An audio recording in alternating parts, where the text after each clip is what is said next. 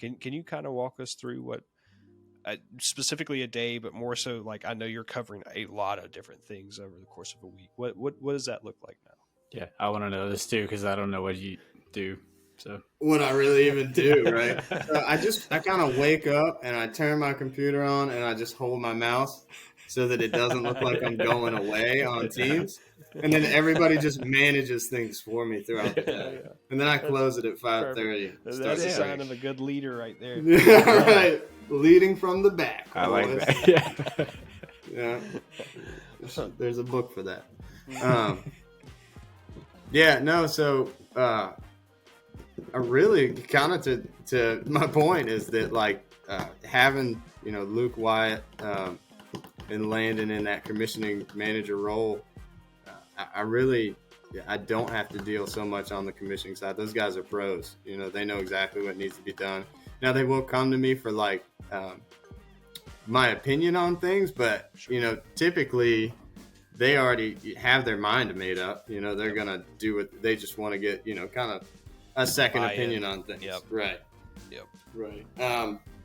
On the quality control side, Will Orndorff runs our quality department now.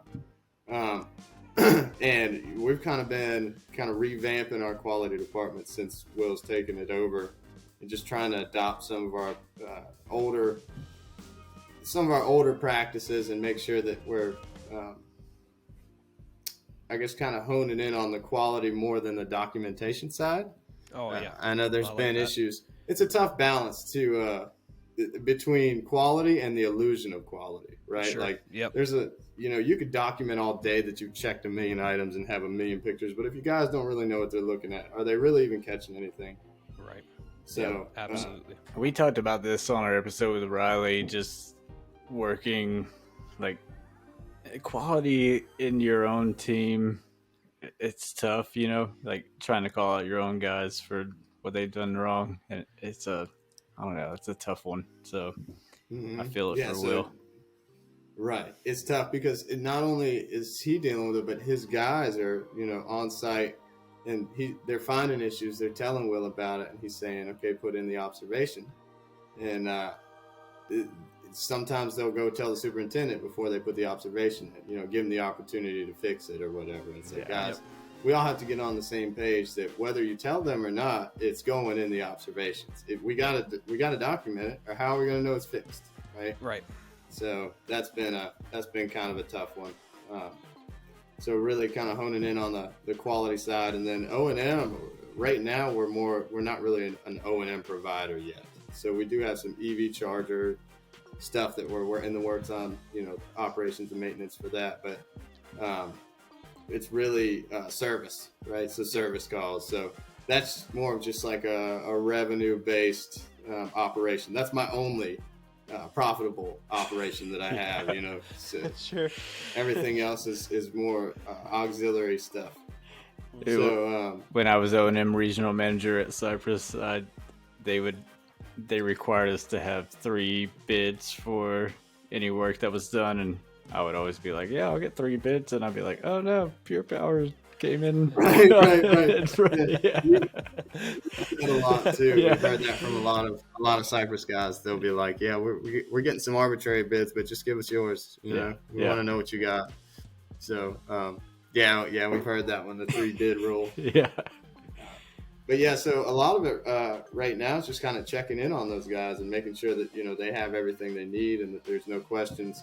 Been more recently kind of more involved on the O&M side, the service side, just trying to drive that revenue up. See what we can get cooking for other projects with new clients and things like that. Making sure that we understand what our cost is and that we're actually profitable, because we have the benefit of our O&M department lives inside of Pure Power EPC, right? So we could be totally not profitable and our company would succeed.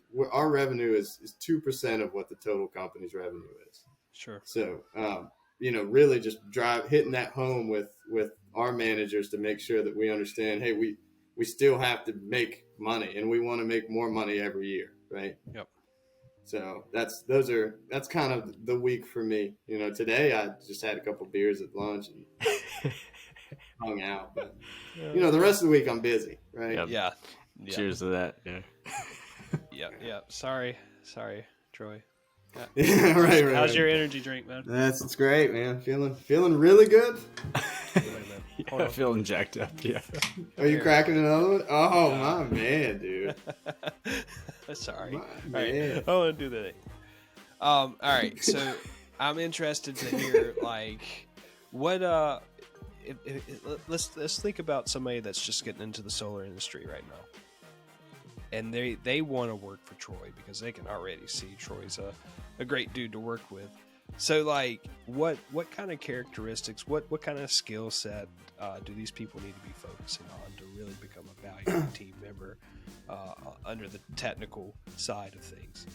Dude, honestly, and I think Tyler might have spoke to this in your last episode, but the clean slate is a big thing for us. You know, we want to teach you our way and how we want to do everything. We don't really, I mean, if you're teachable, then it's not an issue to take like an old head and try and get them up to speed. But, you know, clean slates, we try to get young kids in as much as possible and teach them everything, you know, and hopefully they'll grow into having their own truck, you know, and keep everybody above them moving up, because you know, you have to train your replacement, right? Yep. If you're going to get out of there, you have to have somebody who's going to replace you. Yep.